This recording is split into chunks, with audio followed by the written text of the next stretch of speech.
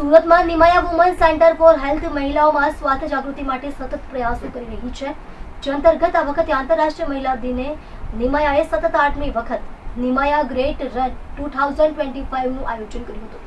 આ દોડમાં 2500થી વધુ મહિલાઓએ ભાગ લીધો હતો। આ દોડમાં મહિલાઓને તેમના આરોગ્ય માટે તો જાગૃત રહેવા માટે સંદેશ આપવામાં આવ્યો હતો, પણ સાથે સાથે ટ્રાફિક નિયમો અંગે પણ જાગૃત કરવામાં આવ્યા હતા।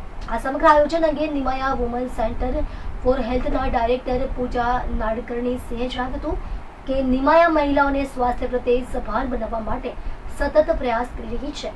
આજના વ્યસ્ત જીવનમાં મહિલાઓ પોતાના સ્વાસ્થ્ય પર ધ્યાન નથી આપતી, ત્યારે મહિલાઓને જાગૃત કરવાની જરૂર છે। આ ઉદ્દેશ્ય સાથે દર વર્ષે આંતરરાષ્ટ્રીય મહિલા દિવસે મેરેથોન દોડ નિમાયા ગ્રેટ રનનું આયોજન કરવામાં આવ્યું છે।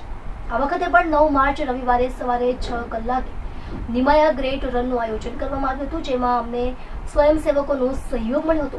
રેસમાં 2500 જેટલી મહિલાઓએ ભાગ લીધો હતો અને મહિલા સશક્તિકરણની સાથે આરોગ્ય પ્રત્યે જાગૃતિનો સંદેશ આપ્યો હતો। VIP રોડ કંકુબા પાર્ટી પ્લોટથી નિમાયા ગ્રેટ રનનું આયોજન કરવામાં આવ્યું હતું। આ પ્રસંગે નિમાયા વુમન સેન્ટર ફોર હેલ્થના director Pooja Nadkarni Singh, DCP traffic Amita Vanani અને DCP special branch Hetal Patel સહિતના ઉપસ્થિત મહાનુભાવોએ લીલી ઝંડી આપી હતી। સુરત શહેર ટ્રાફિક શાખા અને નિમાયા હોસ્પિટલના સંયુક્ત ઉપક્રમે મહિલા દિન નિમિત્તે એક મેરેથોન રોડનું આયોજન કરેલું છે, જે 5 કિલોમીટર અને 10 કિલોમીટરની છે અને આમાં 1500થી વધારે મહિલાઓએ ભાગ લીધેલો છે અને સ્પેસિફિકલી એક પર્પઝ સાથે આ મેરેથોનનું આયોજન કરવામાં આવેલું છે કે જેમાં હાલમાં સુરત શહેરમાં હેલ્મેટના અમલીકરણ બાબતે રોડ અકસ્માતમાં ઘટાડો લાવવા માટે અને લોકો સુરક્ષિત રહે તે માટે જે અભિયાન હાથ ધરવામાં આવ્યું છે તેમાં અત્યારે 98% જેટલા લોકો હેલ્મેટ પહેરીને નીકળી રહ્યા છે, પરંતુ જે 2% લોકો કે જે હેલ્મેટ પહેરીને નથી નીકળી રહ્યા તેમાં સૌથી વધુ મહિલાઓનું પ્રમાણ વધારે છે।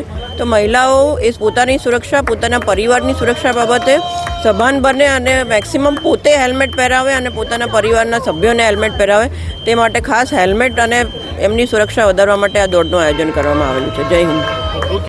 હું ડૉક્ટર પૂજા નાડકર્ણી સિંહ છું, gynaecologist and IVF specialist, director of Nimaya woman centre for health. Ma'am, આજે કઈ રીતના કાર્યક્રમ હતો અને કેટલા મહિલાઓએ પાર્ટિસિપેટ કર્યા હતા? અમે લોકો લાસ્ટ 8 વર્ષથી આ ગ્રેટ વીકેન્ડ રન કરીએ છીએ ઓનલી ફોર વિમેન, અને લોકો 10 યર્સથી લઈને 78 યર્સ સુધી અહીંયા પાર્ટિસિપેટ કરે છે। આજે 1500+ મહિલાઓએ પાર્ટિસિપેટ કર્યું છે 5 કિલોમીટર ને 10 કિલોમીટરના રેસમાં, અને this is two gate everybody together on women's day to spread awareness of health and traffic awareness in the city of Surat. અને છેલ્લા 8 વર્ષથી અમે આ સતત કરી રહ્યા છે। મહિલાઓને શું સંદેશ આપવા માંગો છો, જે વુમન્સ ડે છે અને કઈ રીતના મહિલાઓ સશક્તિકરણ થવું?